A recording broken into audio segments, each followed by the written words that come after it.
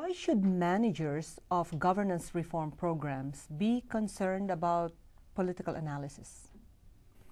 I think because political analysis teaches them and sensitizes them to the heart of governance, which is deliberation. Deliberation is a far easier way of resolving problems than strategizing and persuasion, which are also good strategies to adopt in terms of governance and communication. Tell us a little bit about deliberation. Deliberation is about getting the right people well prepared to a table to problem solve and to think of ways in which oftentimes in the developing country context, weak resources can be put forward toward solutions that people would feel there's a buy-in for, as opposed to railing at authority and a government being stymied by demands or not feeling particularly responsive to those demands. So it's different from one-way communication. It's really trying to get groups of people to have two-way communication. Right. I would call one-way communication monologic communication. It's been around and I think it serves a purpose. So I don't see dialogic communication as a huge departure from earlier forms of communication in that it's building on a trend, which is democracy. So if we build on that, then we've gone through processes where we needed transparency, we needed accountability, and I think in a way monologic communication, that of railing at authority, finding ways to instrumentally effect certain things within authority did work. But now we're at a point where we're finding that to the limited extent that some governments may want to be able to attend to demands, or to great extent in a few cases may be able to attend to particular demands, how should we do it? We found that the international level deliberation works because it allows for a buy-in and it allows for problem solving. It allows for countries or stakeholders to perhaps learn, change their interests.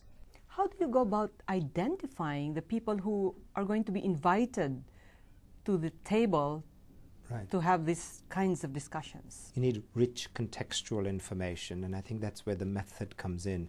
It would need to vary, but rich contextual information can come from first-hand knowledge through an ethnography, but I'm also a big advocate for finding the rich contextual information from narratives that already exist. I think it's in the form of narratives that we really understand the contextuality and the dynamism of people's lives.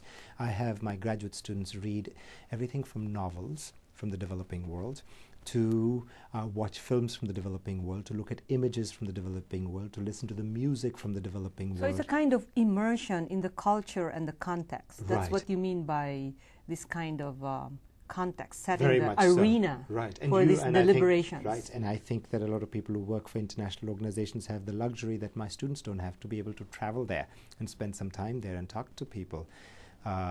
And be able to sit in the same tea shops or cafeterias, etc., where other people sit and how they're talking, how they're watching. I do think, on the other hand, that one shouldn't go there without some sort of formal training. People should prepare themselves to know what is it to take ethnographic field notes. Most of us don't know how to take ethnographic Tell us field about notes. that. Tell us a little bit about the method. The method, I would start with ethnography in terms of listening to the voices.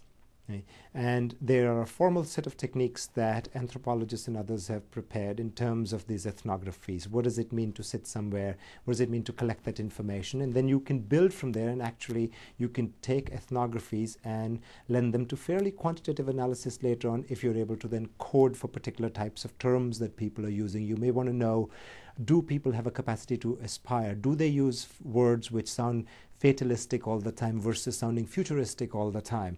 And you may be able to take these ethnographies around the world and be able to say, here is an orientation among the people.